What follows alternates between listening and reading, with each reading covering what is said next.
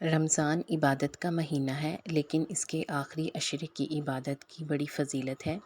رمضان کے آخری 10 دنوں میں اپنے اہل و عیال کو عبادت کی ترغیب دلانا، رسول اللہ صلی اللہ علیہ وآلہ وسلم کی سنت پر عمل کرنا ہے۔ حضرت عائشہ صدیقہ رضی اللہ تعالیٰ عنہا فرماتی ہیں کہ جب رمضان کا آخری عشرہ شروع ہوتا تو آپ صلی اللہ علیہ وآلہ وسلم عبادت کے لیے کمر بستہ ہو جاتے، راتوں کو جاگتے اور اپنے اہل خانہ کو بھی جگاتے۔ گو کہ آخری عشرے کی عبادت اجتماعی عبادت ہے اور یہ رات کی عبادت ہے۔ لیلۃ القدر بھی انہی راتوں میں سے ایک ہے۔ مومن کے لیے سب سے اہم چیز اللہ تعالیٰ کی عبادت ہے اور عبادت کا بہترین وقت رات کا ہے، کیونکہ رات کو سکون میسر ہوتا ہے۔ ایک اور روایت میں ہے کہ حضرت عائشہ صدیقہ رضی اللہ تعالیٰ عنہا فرماتی ہیں کہ رسول اللہ صلی اللہ علیہ وآلہ وسلم عام دنوں کے مقابلے میں رمضان کے آخری عشرے میں خوب محنت کرتے۔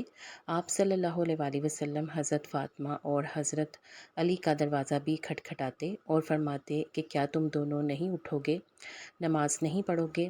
آپ صلی اللہ علیہ وآلہ وسلم آخری عشرے میں ہر رات مغرب اور عشاء کے درمیان غسل فرما کر خوشبو لگاتے تاکہ عبادات کے لیے تازہ دم ہو جائے۔ آپ بھی رسول اللہ صلی اللہ علیہ وآلہ وسلم کی سنت پر عمل کرتے ہوئے راتوں کو قیام کریں، عبادات کریں اور خوب دعائیں مانگیں اور اپنی جائز حاجات کی تکمیل کے لیے اللہ تعالیٰ کے سامنے گڑ گڑائیں۔ اللہ تعالیٰ ہم سب کی دعاؤں کو قبول و منظور کرے۔ ویڈیو کو لائک اور شیئر کر دیں، چینل کو سبسکرائب کر کے بیل آئیکن پریس کر دیں۔ شکریہ۔